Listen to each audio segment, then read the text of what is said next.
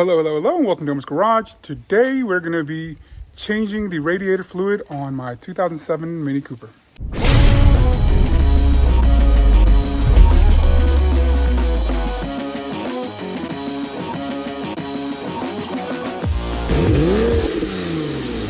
Alright, so if you're following along, I am working on my project car. It's a 2007 Mini Cooper.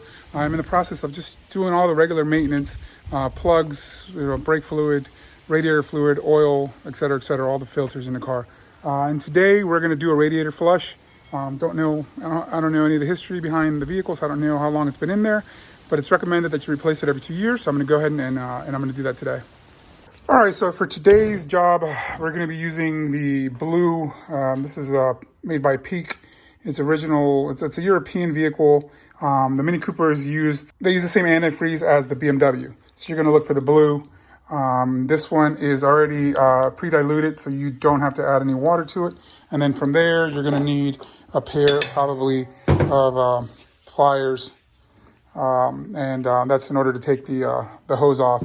And that's going to be pretty much it. And you're going to need also a screwdriver in order to open the bleeder valve. We're going to get started. All right, so we're going to go underneath the car here and right underneath here.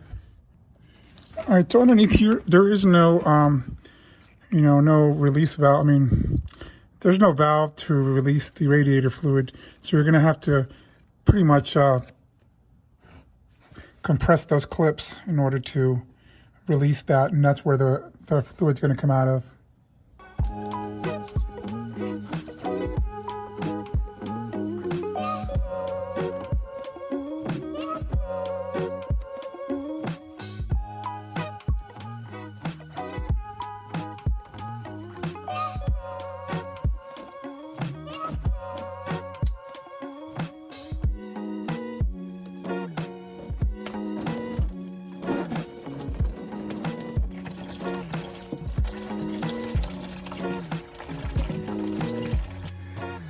Okay, so we have the fluid draining here.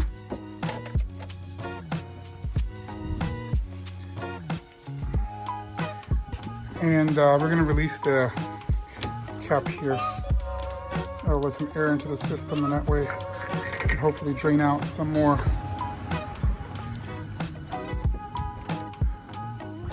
All right, so we're going to go ahead and plug this back in.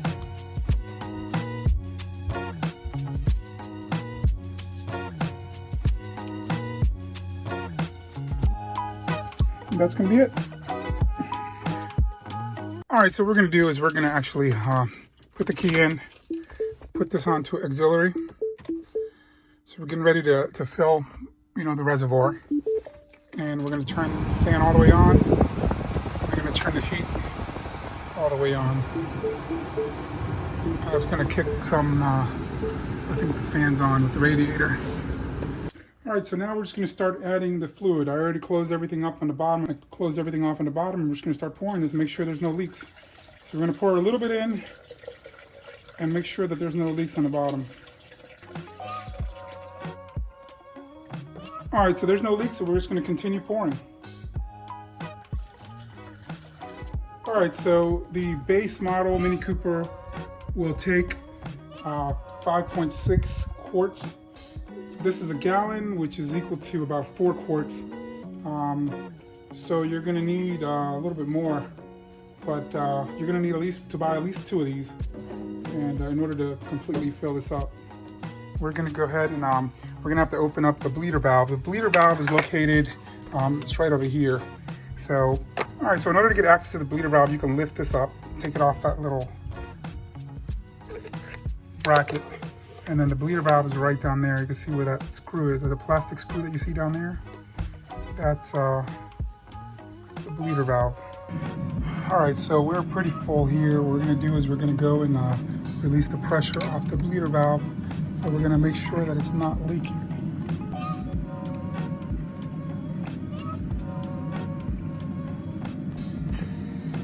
All right, so when you release that, once it's full, this level went down. I've been adding more fluid to it.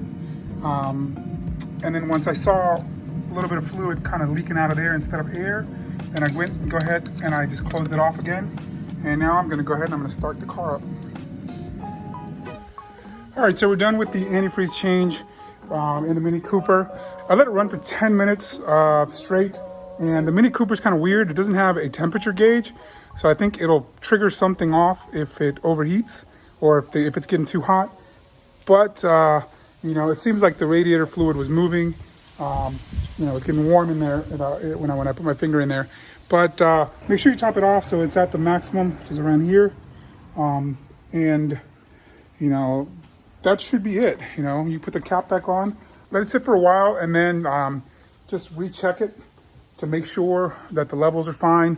When you drive the car again, make sure just keep an eye on it. Make sure there's no leaks. There's no leaks so far down below. So I put the zip tie. Well, I got to put the zip tie back on because I cut a zip tie off in order to let the hose, you know, have more of a decline so the fluid can come out easier. So I'll put that zip tie back on, and that's going to be it. That's going to be it for the antifreeze change. All right, so just as a summary, what you want to do is you want to go ahead and, you know, pinch the clamp, remove the clamp. Next, I'm hoping it's going to be the brakes. I'm waiting for the parts to come in. The other thing I'm going to do is I'm going to polish these headlights. That's in the upcoming video. So if you haven't done so already, go ahead and subscribe, like, share, and hit the notification bell so when these videos come out that you'll get notified right away that they're coming out. And that's what's going to be coming up for the rest of my, for my channel soon. There's some more Jeep Patriot videos coming out. But I just want to thank you all for watching. You all take care and stay safe. Remember to follow me on Instagram, Omar's Garage, OMARZGARAGE, on Instagram. Y'all take care and stay safe.